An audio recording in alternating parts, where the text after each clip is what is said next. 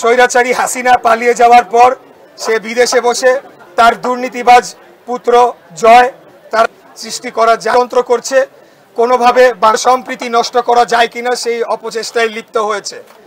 আমি আপনাদেরকে বলতে চাই যে এই ধরনের সকল কর্মকাণ্ডকে আমাদেরকে গভীরভাবে পর্যবেক্ষণ করতে হবে।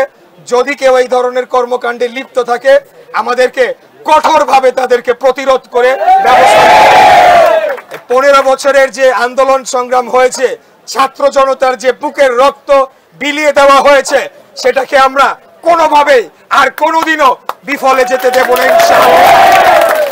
বাংলাদেশ এখন একটি স্বাধীন দেশ, স্বাধীন রাষ্ট্র।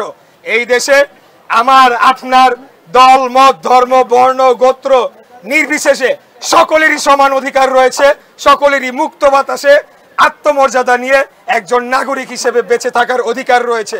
সেই অধিকারকে কেউ হরণ করবে, আমাদের আজকের এই অর্জনকে কেউ নষ্ট করবে, সেটাকে আমরা কোনোভাবেই হতে দেব না।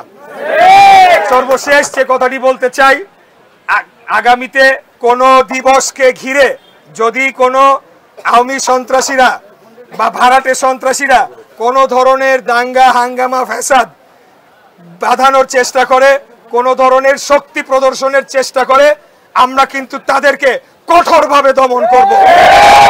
আরে হাসিনাই তো নাই, পালায় গেছে, এখন আপনারা এই দাঙ্গা হাঙ্গামা কি করবেন? আমি সন্ত্রাসীদেরকে বলতে চাই আপনারা ভুলেও কোনো দিবসকে ঘিরে কোনো ধরনের সমস্যা তৈরি করবেন না।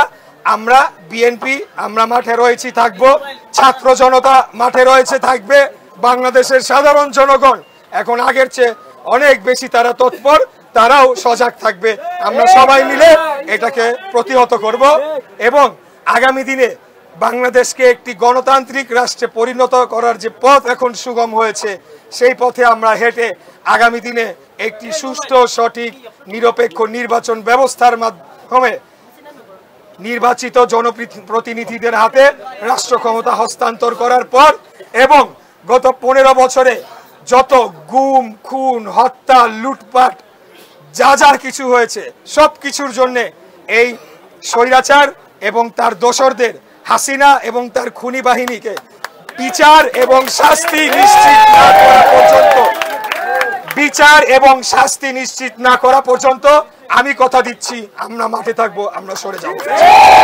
আমাদের নাম ব্যবহার করে কেউ যদি আপনাদের কাছে কোনো কিছু অন্যায় কিছু দাবি করে, কোনো চাঁদা চেতে আসে বা অন্যভাবে কোনো উত্ত্যক্ত করে, সেটাকে ব্যবসায়ী ভাইরা সবাই সম্মিলিতভাবে আপনারা সেটাকে প্রতিরোধ করবেন, তাদেরকে ধরে প্রশাসনের হাতে দিবেন, আমাদেরকে খবর দিবেন, আমরা প্রয়োজনীয় ব্যবস্থা নিব। এবং আমাদের দলের যারা নেতা কর্মীরা রয়েছে তাদের উদ্দেশ্যে কঠোর বার্তা দিতে চাই, আপনাদের দায়িত্ব যে আপনারা ভাগ হয়ে এই মার্কেটের যারা ব্যবসায়ীরা রয়েছেন, দোকানপাট রয়েছেন, সেগুলোকে সম্পূর্ণ নিরাপত্তা দেওয়া, এটা আমাদের দায়িত্ব, আমাদের দল থেকে নির্দেশ দেওয়া হয়েছে।